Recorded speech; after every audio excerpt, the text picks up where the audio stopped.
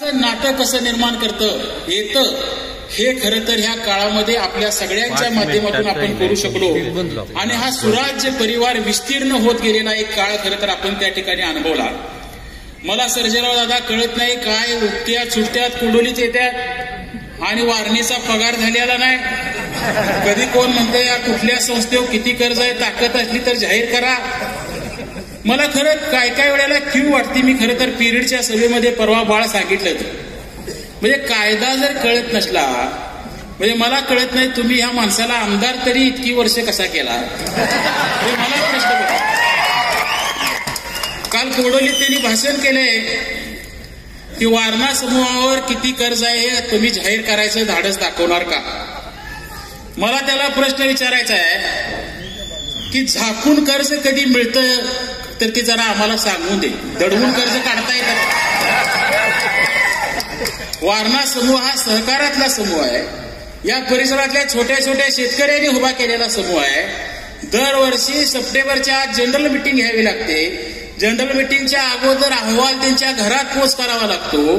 अहवालात सगळा विषय त्या ठिकाणी छापून द्यावा लागतो आणि तुम्ही म्हणताय कर्ज जाहीर करायचं धाडस आहे का। म्हणजे आता यांच्या आखलेची क्यू करावी। मला वारणा पंचकृषीतल्या सगळ्या लोकांना सांगितलं पाहिजे सर्जेराव दादा नेहमी म्हणतो अरे तू गुराळ तर काढून दाव।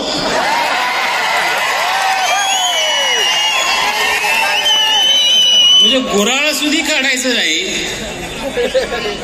आणि या सहकाराच्या भूमी द्यायचं। ज्या सहकाराच्या भूमीचा गौरव करायला कोल्हापूर जिल्ह्यामध्ये स्वातंत्र्य मिळाल्यानंतर पहिल्यांदा राष्ट्रपती येतात आणि ह्या भागातल्या सामान्य माणसानं उभा केलेलं हे वैभव वारणेच्या नावानं एका विद्यापीठाचं उद्घाटन करतात।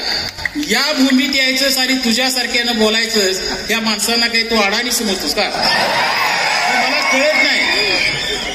अनेक छोटी छोटी लोक बोलली मी त्याचं उत्तर देणार नाही। मागच्या वेळेला मी सांगितलं होतं की हत्ती चालत असतो आणि कुंत्री भुकत असतात।